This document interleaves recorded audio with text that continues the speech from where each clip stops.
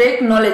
तो गाइज आज हम देखने वाले हैं टू डायमेंशनल एरे के बारे में कि टू डायमेंशनल का यूज कैसे होता है और कब किया जाता है। ठीक है, तो जब हमारे पास कोई ऐसा फॉर्म आ रहा है कि हमें उसको मैट्रिक्स फॉर्म में रिप्रेजेंट करना है तब हम टू डायमेंशनल का यूज करते हैं।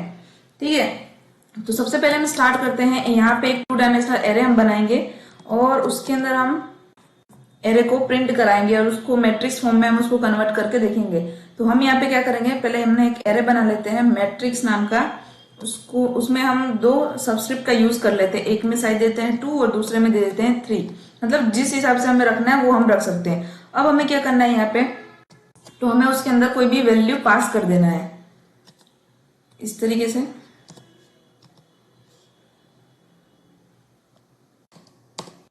सॉरी, देखिए हमें क्या करना है, यहाँ पे वैल्यू पास करना है। तो डायरेक्ट ये तो इंटीजर है इसलिए हमें इस टाइप का वैल्यू यहाँ पे देना पड़ेगा, एक और कर्ली ब्रैकेट और उसके अंदर 1 4 3 सेकेंड हम लेते हैं कर्ली ब्रैकेट और उसके अंदर भी हम कुछ और वैल्यू पास कर देते हैं यहाँ पे।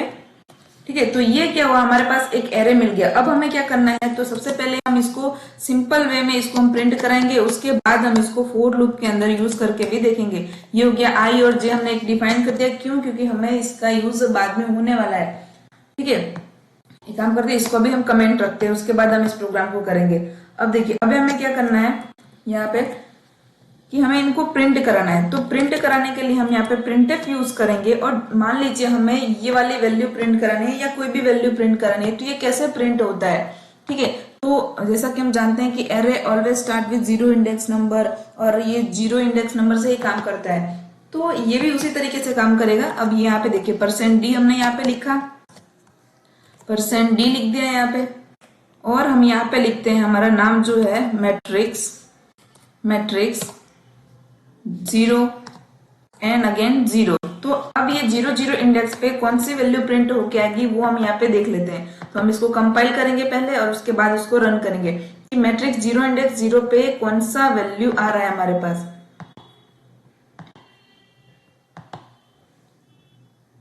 ये देखिए मैट्रिक्स 0 इंडेक्स 0 पे हमारे पास ये वाली ये 1 वैल्यू आ रही है। जब हम यहाँ पे 0 1 लिखेंगे तब कौन सी वैल्यू आएगी, तो उसको भी हम एक बार रन करके 1 बाय 1 यहाँ पे चेक कर सकते हैं।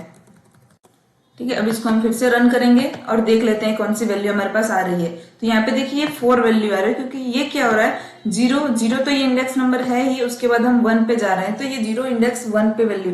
इसी तरीके से हमें अगर सारे के सारे नंबर को प्रिंट करना है तो हम अपने हिसाब से इसको प्रिंट कर सकते हैं। हम क्या करेंगे ना, इसको एक प्रिंटफ में इसका यूज कर लेते हैं, प्रिंटफ। यहाँ पे देखिए यहाँ पे हम लिख देंगे 0 1 और 0 2। ये यहाँ से स्टार्ट हो रहा है, पहले 0 फिर 0 1 से फिर 0 2 ऐसा जाएगा, क्योंकि ये 0 1 2 इतना ही वैल्यू हो रहा है। फिर सेकंड स्टार्ट हो रहा है 1 0 से, अब यहाँ पे हम लिख देते हैं 1 0।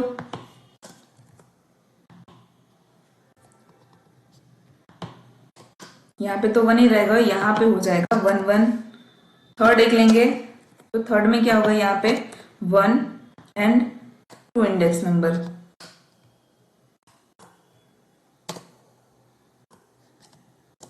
ओके, चलिए अब हम इसको प्रिंट करा के देखते हैं कि हमारे पास आउटपुट में अभी क्या आ रहा है।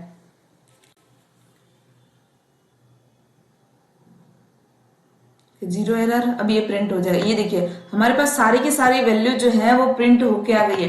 मान लीजिए ये 1 0 इंडेक्स नंबर को हम यहाँ पे कमेंट कर देते हैं अभी के लिए, और फिर से हम इसको प्रिंट करके देख लेते हैं कि हमारे पास आउटपुट अभी क्या आ रहा है। तो वो क्या होगा ना, हमारा जो बेस है ना वो क्लियर हो जाएगा कि टू डायमेंशनल जो है वो किस तरीके से वर्क करता है,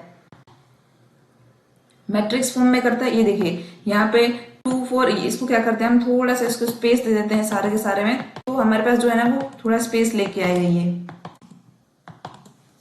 ठीक है, अब हम क्या करेंगे, इनको फिर से रन कर लेते हैं।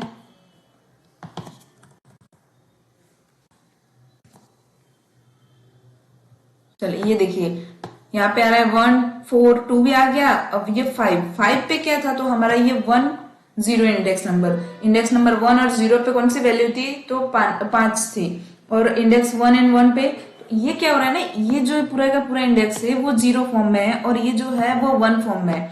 उसके बाद क्या आ रहा है, ये 0 0, उसके बाद ये 0 1, ये 0 2, इस तरीके से ये सारे के सारे जो लूप है, ये जो सॉरी एरे है वो प्रिंट होता है मैट्रिक्स फॉर्म में।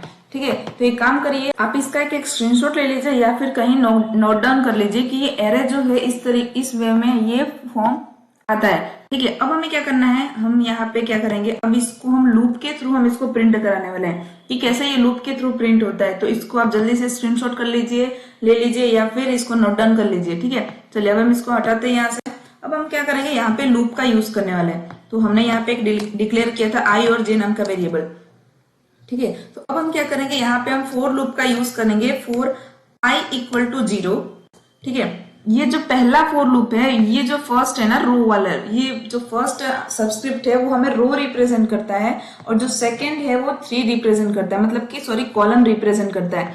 तो यहाँ पे हमने क्या किया, 2 रो, ये 2 रो बन गया और यहाँ पे 3 कॉलम हमने यहाँ पे यूज किया है। ठीक है, तो हम क्या करेंगे, I equal to 0, I less than 2 हमने लिया है यहाँ पे और आई प्लस प्लस ले लेंगे क्योंकि हमारा जो ये एरे है वो 0 1 2 तक ही इनफ ही हो गया है।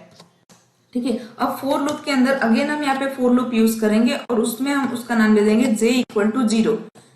j इक्वल टू 0 दे दिया। j, अब ये जो है j वाला जो है वो 3, ये जो कॉलम है वो रिप्रेजेंट करेगा। तो यहाँ पे हम ले लेते हैं 3, देन j प्लस प्लस, ये हो गया हमारा। अब हमें क्या करना है, जो सेकंड फोर लूप है उसके अंदर हमें प्रिंटफ एक पास कर देना है। प्रिंटफ के अंदर हम लिखेंगे फर्स्ट %d, थोड़ा सा हम यहाँ पे स्पेस देते हैं ताकि हमारे पास स्पेस भी आए।